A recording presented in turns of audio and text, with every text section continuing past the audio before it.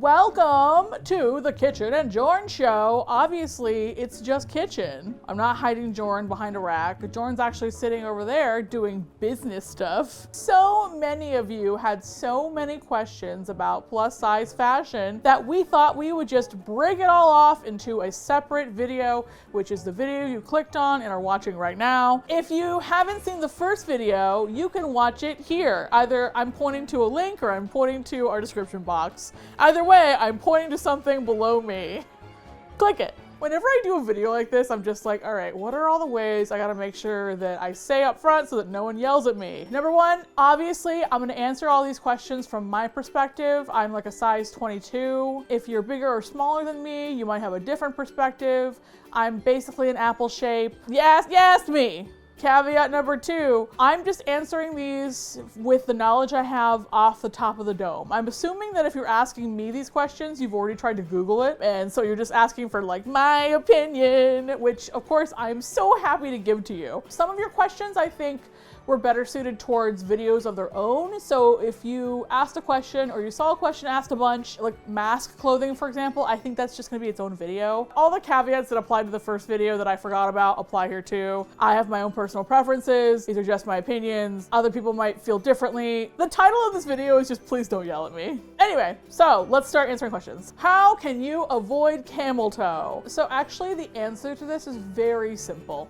You have to size up. So camel toe happens because there isn't enough space for your belly between where your belly button is and where your crotch is. And so because there's too much going on here, it pulls on this fabric. And so like that's why you get like a little hot dog wedgie. And I'm answering this question from the perspective of comfort, not necessarily from ew, a body. This is a very complicated problem with actually a very simple solution, which is size up. And a little PSA about sizing up. Hey there. How you doing, champ? So you've had to size up your pants recently. That's hard. I know how that feels. But listen up. It doesn't mean that you're a different person, a good person, or a bad person. It just means you need a different pair of pants. And that's okay. Growing up is tough, Chief. You can do it. I believe in you. All right, next question. Do you have any tips for sports bras that fit and are supportive enough? Yes, here's the thing about the human boob, okay? Do you know how many permutations the human boob comes in? Literally dozens. And I don't know about all those permutations, but I can give you some basic tips. Stay away from the sports bras that just want to mash you down, unless mashing yourself down is what you want, in which case we're not talking about that, we're talking about sports bras. If you just wear the sports bras that sort of press your boobs down, it's not going to provide the support that you need to hold them in place. It's just going to press them down until physics happens and your boobs go all over the place anyway. As counterintuitive as it may be, get a sports bra that's actually sized for your cup size. That is the best tip I can give. I have a confession to make. I work out in regular bras. Because it's a structural issue. We're like, you know, why would I get a bra for more action that contains less support?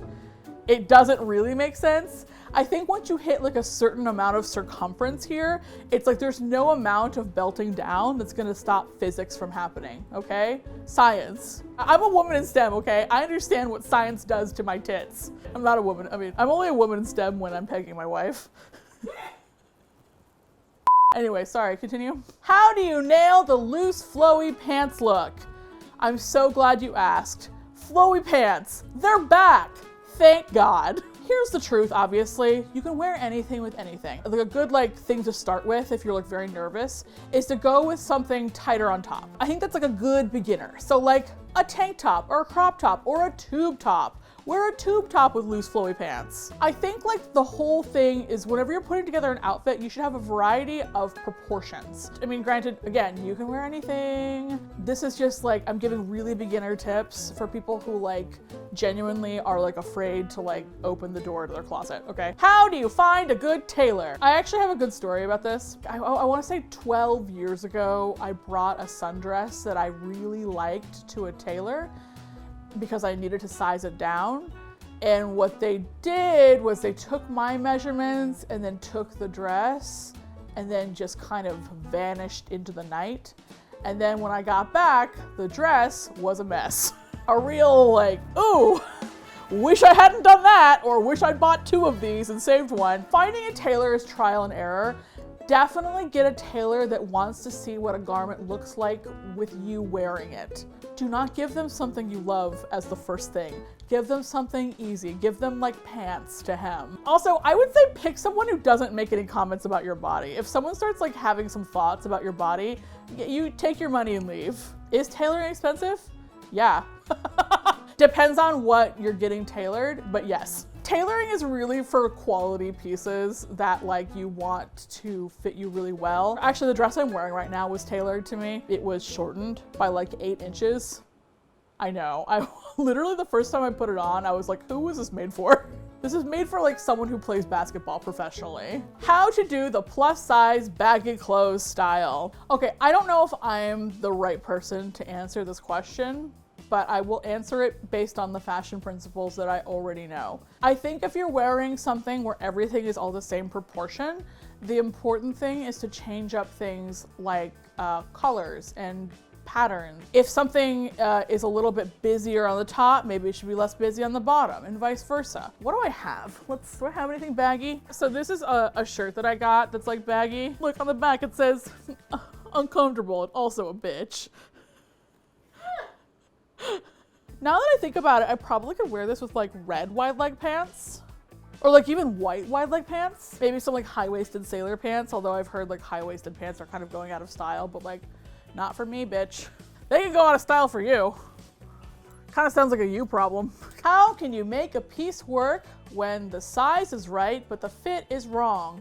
Okay, so first of all, my first thing I would say is if the size is right, but the fit is wrong, then actually the size might be wrong. That would be like my first go-to diagnosis of that problem. If what you're actually asking is, it fits in some areas, but doesn't fit in other areas, then the answer is tailoring. If, however, you cannot tailor, there are some things you can do. I'm a big fan of belting. Just toss it in. Oops. Sorry. No, it's fine. You did what I asked you to. Big thick belts, they're back, baby, and I'm happy about it. On t-shirts, I'm a fan of doing this thing where I will cut the side seams of the t-shirt. I'm gonna grab it real quick. And we're done. Thanks, guys. All right, impromptu project time. So this is actually an LCD Sound System band t-shirt that I don't really wear because like it's a little tight on me. One thing I like to do on shirts is to cut the collar out. And if you think this looks ugly afterwards, you know what, that's fine. You don't have to wear it. I've cut out the top part, but a little goes a long way. So now it's like a slightly off the shoulder type shirt. And I can wear it with like a cute bra or something. And then another thing I'll do is cut the side seams like this. Here, I'm gonna put this on real quick just to show you what it looks like. So, this is the shirt now. I cut it up the sides here so then I could gather it in the front without pulling too much fabric from around the back. So as you can see, the back tail is still here, but this way I can kind of gather it right here in the front. This is like my 5 seconds t-shirt modification tutorial. How do I deal with sweat when I'm wearing dresses? I'm assuming you mean like thigh sweat or like under boob sweat. A few ways. One, I wear like very full coverage underwear. So like all the places that would get sweat, like under my boobs, between my thighs, that's all separated from each other with fabric. I wear like full coverage, the granniest panty, because I want to put like as much fabric in between the crevices as possible. However, if that's not possible, here are some other suggestions. Baby powder, body deodorant. Yep. Those are my main 2. Or you can do what I do during the summer, which is just like sit in front of the AC and do this all day, which like, oh, that feels so good. Can't we just have that for the rest of the video? Do I have any suggestions for color palettes and mixing colors? Yes. And also no. Here's the thing. I think that like, you don't know something works together until you kind of try it together. Remember shopping for school supplies and you would get like the Crayola markers in bold, and like they were all kind of like the colors that we know, except they were bold, and they were all like different colors, but they all kind of went together. It's like that. They all have some sort of like tonal commonality between them. Like pastels all go together because they're all pastel. And jewel tones all go together because they're all jewel tones. Personally, I think animal print is a neutral. I consider like this print to be a neutral. Nothing matters. I can't stress enough how much nothing matters. I think more important than matching is having a point of view. Do I have any tips for plus size boho looks? Yes. I think there's ways to do boho that can like still define the waist. Like for example, okay, I'm gonna change again. I like wearing flowy stuff where there's a little bit of definition. So like this is a kaftan dress. It has like a sash that like runs through this and then like ties in the back, but it sort of like keeps it around my waist. So it's like, it's flowy, it's fun, but also like, I'm not just wearing like a sack. Which if you wanna wear a sack, for some reason, if I wear something formless and shapeless, it gives a lot more people a lot more internal permission to treat me badly. And so I just don't want to give that to anyone. Oh, I actually have another like boho thing that kind of does the same thing. I will also show that to you. So this is another example of, I think, a way to do boho without turning yourself into the hippie circus. This is from Torrid. We got the flowy sleeves. So it's kind of like, it's gathered in here, but it's sort of like loose elsewhere. Any more than this, I just don't want to wear a tent, okay? We're not fumigating for ticks. What fabrics do I avoid? And which fabrics do I like? Here are the fabrics that I avoid. Velvet, unless it's Christmas.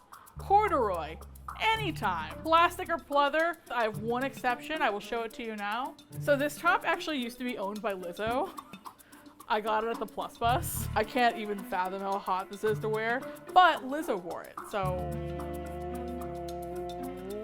what was I supposed to do? Not buy it? Ah! Fabrics I like. Cottons, linens, velvets in the winter, silks. So I'm a person who has tactile issues with regards to textures. So if something's itchy, it can't come near me. So like no wools, certain nylons, certain polyesters. The more your fabrics breathe, the less you sweat. The less you sweat, the less chaotic you feel in a restaurant that you can't escape from. How do I escape cold shoulder tops? Cold shoulder tops. I just like, sometimes I think about like who was in the room when the mass market cold shoulder was conceived. Because in case you don't know what the cold shoulder is, I don't own anything so I can't show you, but like here's a picture of it. I think the idea was like, what if those fatties want to show a little arm, but they don't want to show their flabby bat wings? Here's a solution.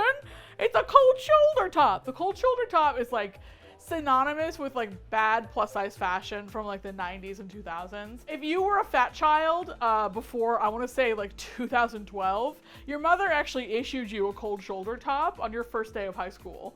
It was kind of like standard issue. So I think that like when we think of them, we're just kind of like, oh, that old battle chestnut. So I think the way to avoid cold shoulder tops is there's lots of options now.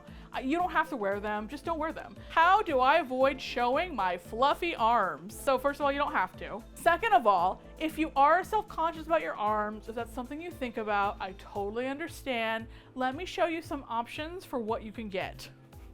This is my favorite kind of t-shirt. It's like a white t-shirt, but like it's like fun little edges. I have like a few t-shirts like this where like there's like a fun sleeve. And so the sleeve isn't like a way to cover up your arms so much as it is a fun accessory for the shirt. Oh. So this is like my favorite thing. This is an off the shoulder top. It fits like this. And so this sleeve right here covers the arm. So like that's another way where like you can show a little skin, but you can cover the part that you're worried about. I understand that like people have feelings about their arms, and this is just kind of advice for if you're like, I gotta get through the day. Listen, we all have to get through the day. How do you accommodate a stomach size that changes through the day? I wear a lot of empire waists. I like things that kind of hit me here and then go boo. I like high-waisted things that I can belt, same principle. Oh, actually, fun tip. If you're someone who gets a lot of bloating, if you're someone who's like worried about your stomach, honestly, sometimes the best stuff you can find is in the maternity section. I know, and I know that like the mental hurdle of having to do that is like a lot. One time, actually, I know someone who accidentally bought a maternity dress and like tried it on and really loved it. It was like, this is so cute. And then realized it was a maternity dress and was like, I'm gonna return it. And I was like, it doesn't matter.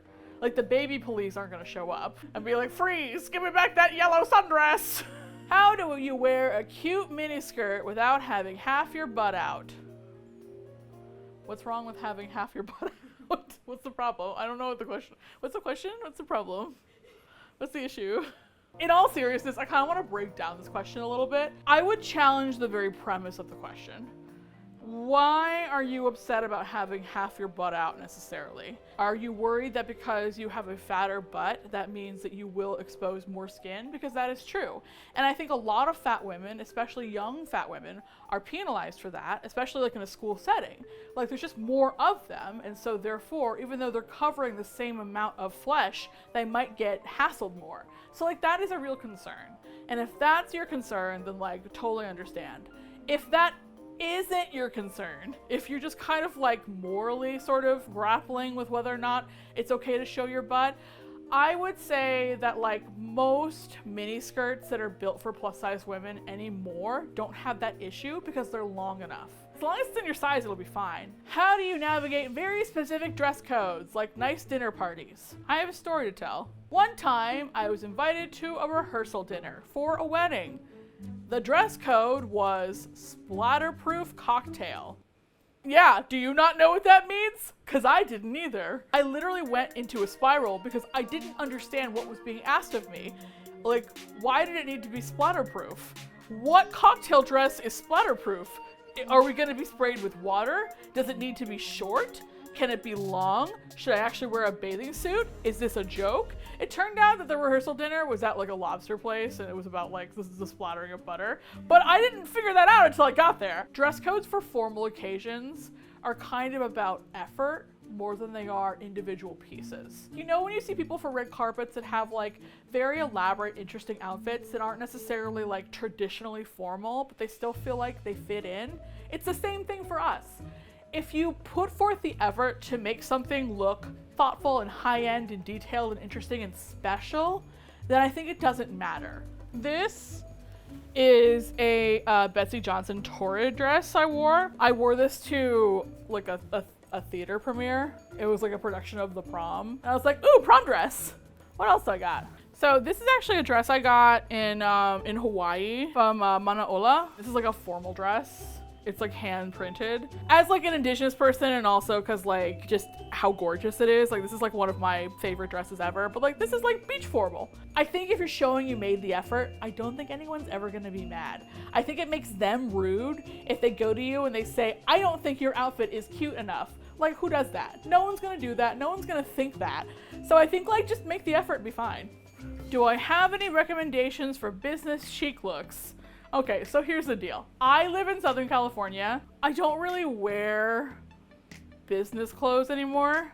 However, I will show you some of my like business, I'm trying to be professional looks. Hold please. This is one of my favorite like business dresses. This is from Eloquy. It's just kind of like a knit dress. It's sort of like Chanel a little bit, but like not really. I think like 15 years ago, you had to wear like a white collared shirt and like a skirt. And in a lot of industries, you still do. But I think like now, like professional standards are like just a little bit more relaxed. Like I love wrap dresses for like really professional meetings. This is like one of my other favorite dresses. This is my Diane von Furstenberg wrap dress. I love this dress. You can also do interesting tops and skirts. So like this little pencil skirt and like this top. I don't think you have to wear button-down shirts anymore is what I'm saying. Has a publication or a video actually given me a good plus size tip?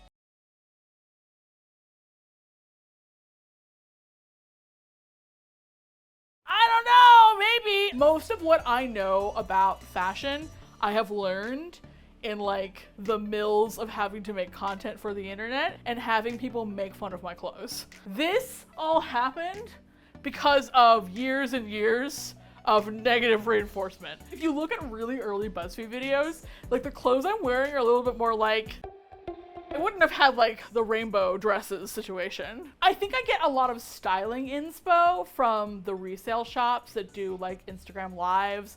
Like the Plus Plus in LA does live sales and they put together like whole outfits with accessories and like I can get inspo from that.